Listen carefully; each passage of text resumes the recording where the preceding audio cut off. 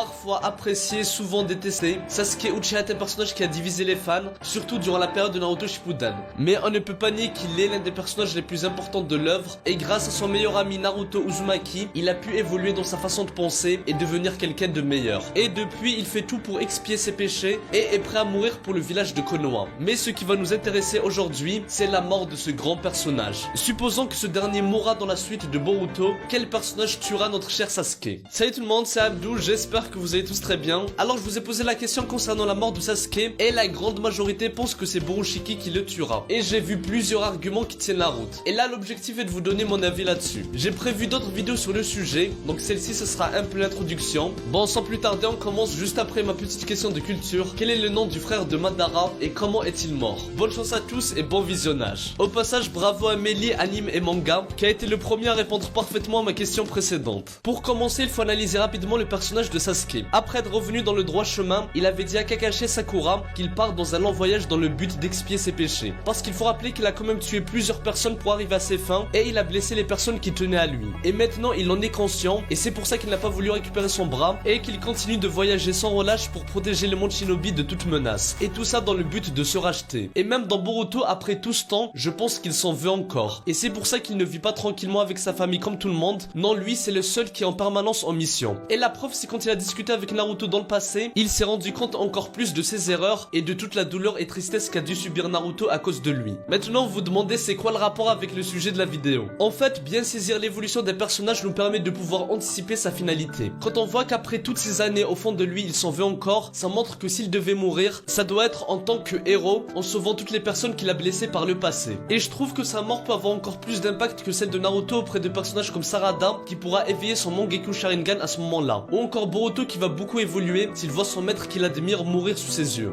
Donc pour moi, même si c'est l'une des choses les plus tristes qui pourrait arriver, Sasuke doit mourir pour le bien de l'œuvre. Après, je ne sais pas si Kishimoto va oser tuer Sasuke, parce que ça reste un risque énorme, même au niveau de la popularité du manga. A votre avis, pourquoi dans Dragon Ball Super, Goku et Vegeta sont encore et toujours mis en avant au lieu de laisser place à la nouvelle génération? Parce que les mettre de côté et faire de Goten et Trunks les personnages principaux est un risque à prendre, et ils ont préféré choisir la facilité. Mais là, avec Boruto, je pense que ça reste possible qu'ils choisissent de faire mourir des personnages importants comme Sasuke. Maintenant, on arrive à la question du jour. Si Sasuke devait mourir, qui le tuera? On va procéder par élimination. Premièrement, beaucoup de personnes pensent que Daimon va lui ôter la vie, et ce dernier n'est pas à sous-estimer. D'après Amado, il a des capacités de combat dépassant celles de Jigen, et grâce à son pouvoir spécial, il peut renvoyer l'attaque de son adversaire contre lui. Et plus l'intention de tuer est forte, plus la réaction est puissante. Et quand on connaît le clan Uchiha et Sasuke, ce pouvoir peut être vraiment redoutable contre lui. Après, si c'est ce mec qui tue Sasuke, moi franchement je vais être un peu déçu. Oui, c'est vrai qu'il est surpuissant, mais ça reste un enfant. Si jamais il est en 1v1 contre Sasuke, il le bat et il le tue, ça sera décevant et personnellement j'y crois pas. Il ne faut écarter aucune possibilité, mais Sasuke est un immense personnage. C'est impossible de le faire mourir juste comme ça. Pour moi, c'est possible que Daimon participe à la mort de Sasuke, mais dans ce cas-là, ça ne sera pas l'unique personne qui va le blesser. Genre, il se fera attaquer par plusieurs personnes, et peut-être que Daimon lui donnera le coup de grâce. Et pour moi, qu'importe qui tuera Sasuke, c'est sûr qu'avant de mourir, il réussira à vaincre son adversaire, ou bien il trouvera son point faible et ses failles, et grâce à lui, la nouvelle génération et les autres personnages arriveront à le battre, que ce soit Daimon ou autre. Après, honnêtement, pour moi, la probabilité que ce soit Daimon reste basse, même si ce n'est pas impossible. Et j'ai vu que dans les votes, vous étiez assez d'accord avec moi. Parce que sérieux, c'est comme si dans DBZ, Vegeta se faisait tuer par Cell Junior. Il faut un peu de respect pour les grands personnages. S'il venait à mourir, ça doit être contre les ou le méchant principal de l'arc. Même si j'avoue que là, Daimon est quand même très puissant.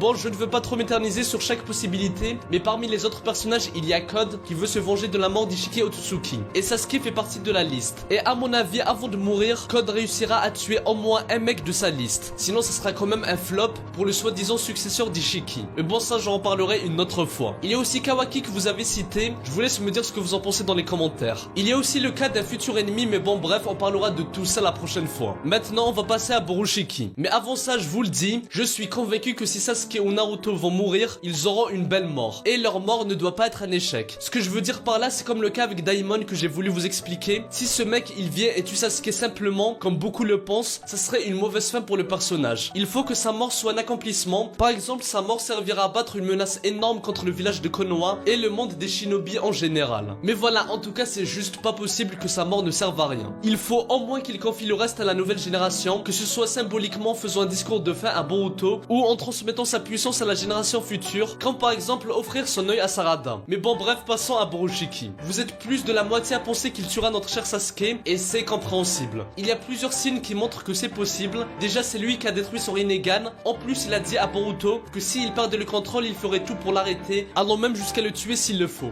Donc on pourrait se dire qu'il y aura un futur combat entre les deux, mais Sasuke hésitera à tuer son élève, ce qui lui coûtera la vie. Même si pour le coup ça serait un peu évident et attendu, alors que jusqu'à présent les événements majeurs de Boruto ont toujours été imprévisibles. Et ça serait bien que la mort de Sasuke soit faite de façon inattendue. Mais en tout cas oui, j'y crois en la mort de Sasuke par les mains de Borushiki. Et franchement dans un sens ça serait beau. Je m'explique. Sasuke s'en veut pour tout le mal qu'il a fait à Naruto, qui allait jusqu'à perdre son bras pour sauver son ami. Et là si on suppose qu'à un moment donné, Boruto va perdre le contrôle et Sasuke sera dans l'obligation de combattre et de tuer son propre élève. Mais pour le bien de son disciple et de son ami Naruto, il prendra la décision de tout faire pour ramener Boruto à la raison en reprenant le dessus sur Momoshiki une nouvelle fois. Car je rappelle que c'est déjà arrivé. Après le combat contre Ishiki, grâce à Sasuke et Kawaki, il avait retrouvé la raison. Mais peut-être que la prochaine fois, ça ne se passera pas aussi bien. Pour que Boruto reprenne le contrôle, faudra s'y prendre autrement et peut-être il faudra créer un énorme choc. Parce que là, plus le temps passe, plus Boruto devra laisser la place à Momoshiki pour se réincarner. Donc là, pour sauver son disciple, peut-être que Sasuke devra donner sa vie. Ce n'est pas très important de savoir comment ça va se passer exactement, mais l'essentiel c'est la symbolique. Ce que j'aime bien dans ce cas-là, c'est que Sasuke ne mourra pas parce qu'il est plus faible que son adversaire, ce ne sera pas une défaite, et c'est ce qui me dérangeait avec Daimon. Là, Sasuke se sacrifiera pour le bien de Boruto, et là il aura totalement expié ses péchés, parce qu'il aura donné sa vie pour le fils de son meilleur ami Naruto. Et c'est envers lui qu'il veut le plus se racheter. Et là, il aura réussi son objectif. Bref, voilà, je vois plus Sasuke mourir en se sacrifiant pour le village, et plus particulièrement pour sauver Boruto, que ce soit contre Borushiki pour qu'il reprenne le contrôle, ou contre un autre ennemi qui est en train de tuer l'un de ses proches en donnant sa vie pour le protéger. Surtout s'il s'agit de la nouvelle génération, ça sera encore plus beau. Et autre chose qui serait bien si Borushiki tue Sasuke, c'est le fait que ça soit dramatique. Si par exemple au moment où il le tue, Boruto reprend le contrôle et voit qu'il a tué son maître de ses propres mains, ça sera un choc immense et ça le fera évoluer énormément. Il se remettra en question et il prendra conscience du danger qu'il représente pour son entourage, ce qui le poussera peut-être à s'éloigner de ses proches et de quitter le village. Et là la phrase de Momoshiki comme quoi Boruto sera dépossédé de tout prendra tout son sens. Et ça serait super intéressant de voir l'évolution de la relation entre Sarada et Boruto si jamais ce dernier a tué son père. Même si ce n'est pas fait exprès, ça peut être vachement pertinent, surtout quand on connaît la haine et le changement que peuvent avoir les Uchiha en voyant leurs proches mourir. Voilà les amis, la vidéo est assez longue comme ça. La mort de personnages comme Sasuke est un sujet très intéressant, donc je ferai d'autres vidéos sur le sujet. Et ne vous inquiétez pas, on reparlera de Borushiki, Code, Daimon, Kawaki et de tous les autres une autre fois.